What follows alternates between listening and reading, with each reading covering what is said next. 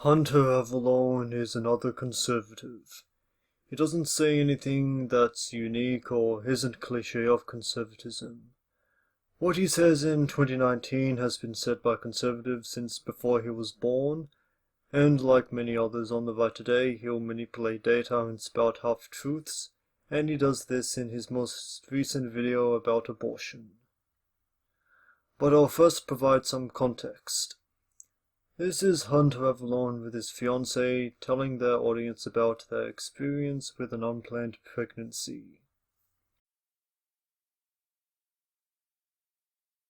What's up everybody, it's Hunter Avallone here, and right away you probably can tell this is a bit of a different style than my usual content. However, this video is extremely important. This is a video we both feel very compelled to make. In this video, we plan on telling you all our personal experience with an unplanned pregnancy and how that shaped our stance on abortion. Joining me today is the mother of my child and my wonderful fiancé, Carissa Keeley. Today we plan on not only telling our personal story, but also providing irrefutable proof that abortion is wrong, not only from a moral standpoint, but also an intellectual one. A little over a year ago, we found ourselves in an unexpected situation. We got pregnant just a few months after moving in together, and if you were to ask any pro-choice advocate, we would be a prime example of a warranted abortion. Surveys conducted over the past several years found that the largest reason for women pursuing an abortion, 98.3%, was due to elective reasons. Now, we were both blessed to be in a decent financial situation. However, we certainly met some of this criteria. I know personally, I was really scared. I did not feel ready, I didn't feel old enough, and I certainly didn't feel ready to take on that kind of responsibility. Those reasons alone make up 32% of reasons for abortion. As the stress grew, it put a serious toll on our relationship, which was already undeveloped before we found out about the pregnancy. I certainly have a lot of regrets, and I let my anxiety and the fear of the unknown cloud my judgment, and it caused me to make some very rash decisions involving our relationship. Hunter grew really distant, and it caused our relationship to slowly burn out. There was definitely a point in time in which we were in a very poor relationship, which makes up 12 to 13% of the reason why women like me get an abortion. Despite all of this, abortion was never an option. I think going through an unplanned pregnancy, we can both really empathize a lot more with people who do pursue an abortion. We both understand how flat out terrifying it can be, and the temptation to alleviate that stress quickly can sometimes cloud your judgment. I know also for a lot of men, there's that temptation to run. Like I said, I was scared, and although I was physically present, mentally I was running far, far away. I didn't want to take responsibility for my actions, and I didn't want to face the fact that I was a father. But I look back now, and there's so much that I just wish I'd handled differently, because taking responsibility and being a father has easily been the best thing I've ever done. Alright, I just wanted to say that the choice you two have made is very admirable. Something happened to you two that neither of you planned for, and you chose to live with it. Nobody is saying that you made a terrible decision. Unfortunately, the whole video just goes south from here. Despite the fact that statistically it would have been completely understandable for us both to pursue an abortion, considering the situation we were in. However, choosing life was the right decision for all of us. And no matter how poor or how scared or how immature you may feel, there is virtually no excuse to pursue an abortion. As both a woman and as someone who has experienced an unplanned pregnancy, there is no question in my mind that abortion is wrong no matter how you look at it. There are disturbing similarities between pro-choice logic today and Nazi ideology from the 1940s. Oh boy, I find it so ironic how the right just scoffs when the left makes Nazi comparisons, but they'll do the exact same thing. Okay, let's listen. The United Nations was formed shortly after World War II, with one of its primary objectives being to hold nations accountable to uphold crucial human rights. The UN made the provision that all members of the human family have the right to inherent dignity as well as freedom, justice, and peace. By using these provisions, the UN meant to ensure that no people group, whether classified by race, sex, age, or any other conceivable category, would face the humanitarian atrocities of discrimination, violence, and genocide which took place during World War II. A common tactic of rationalization when there are genocidal patterns is that of dehumanizing the victim. David Livingstone Smith, the co-founder and director of the Institute for Cognitive Science and Evolutionary Psychology at the University of New England, talks about this in regards to Nazi Germany's rationalization of their treatment of the Jews. When people dehumanize others, they actually conceive of them as subhuman creatures. Only then can the process liberate aggression and exclude the target of aggression from the moral community. Predictably, this is exactly what we're seeing today. According to Amy Littlefield, a staunchly pro-choice journalist, but if we are truly to defend access to abortion and the personhood of pregnant people, we have to be able to say unequivocally that the aborted fetus is not a person. It is not a baby. It is medical waste. Another tactic, which is common between Hitler's genocidal rampage and how society interprets abortion, is how we distribute blame. In order to brainwash such a large majority of Germany, Hitler had to push the ideology that Jews were actually the perpetrators, making the rest of Germans' lives so much worse. The Nazi Party provided the population hope, but most importantly, they gave the population a scapegoat of which to assign blame. It was through this means that the communists and Jews were hunted down, prosecuted, imprisoned, or killed. Everyone gets that these are feelings-based arguments, right? You know that they haven't said why abortion is morally or intellectually wrong, right? This is exactly what we see with the issue of abortion. During World War II, 6 million Jews were tragically massacred. From 1970 to the present day, there have been over 45 million abortions. The media has changed the narrative from the babies being the victims to the woman being the victim, and the unwanted pregnancy being the perpetrator, making her life so much more difficult. Fetuses are decried as subhuman, and they are blamed and eradicated for the sake of making the parents' lives easier. Sadly, this makes sense. Is that really a bad thing, though? According to a 2013 study, 38% of abortions in the United States are because the couple aren't in a stable enough financial position to support a child. What if they struggle to provide food or clothing to their child? Another 4% is because they're unemployed. I say that it would be foolish to think that one could support a child if they couldn't support themselves. Since 1970, 1,204,988 abortions have been performed because it would have been financially irresponsible to raise a child. Imagine 1 million children going to school without lunch or without school supplies. That's what people like Hunter Avallone and Matilda's cousin want for whatever reason. Claim that any group you wish to eradicate is subhuman. Push the agenda that this people group is to blame for all of your problems, and you can find justification to annihilate them. This brings us to our point that despite the disturbing rationalization that society divulges in, fetuses are part of the human family. They have the rights of inherent dignity, freedom, justice, and peace, of which they are being deprived on a daily basis.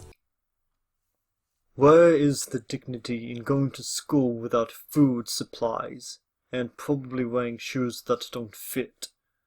Fetuses, once they are implanted, are the beginning stages of humanity. It is without question that the fetus is alive. The scientific definition of life is the condition that distinguishes organisms from inorganic objects and dead organisms, being manifested by growth through metabolism, reproduction, and the power of adaptation to environment through changes originating internally. While the fetus must rely on the mother for a good environment and nutrition to grow, without complications, that fetus will form into a fully functioning human being. Fetuses have a metabolism. Their cells are constantly reproducing, and they adapt to their environment as they continue to grow into fully formed human beings. It is without a question that the fetus is a human life.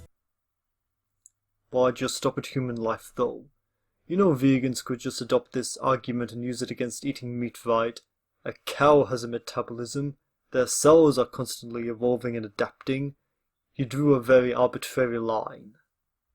So we are left with the understanding that fetuses are, yes, part of the human family, and their rights, according to the provisions laid out by the UN, should be fully recognized. There is a genocide of the unborn going on, which is scarily similar to Hitler's eradication of the Jews. But it's decried as not only okay, but empowering just because the oppressed people group cannot fight back. Pro-choice advocates also love to pretend to be pro-woman to somehow validate their support for the slaughter of the unborn. However, abortion can result in significant harm to the mother as well. A 2011 study published in the British Journal of Psychiatry found that women who had an abortion are 34% more likely to develop anxiety, 37% more likely to experience depression, 110% more likely to abuse alcohol, and 155% more likely to commit suicide.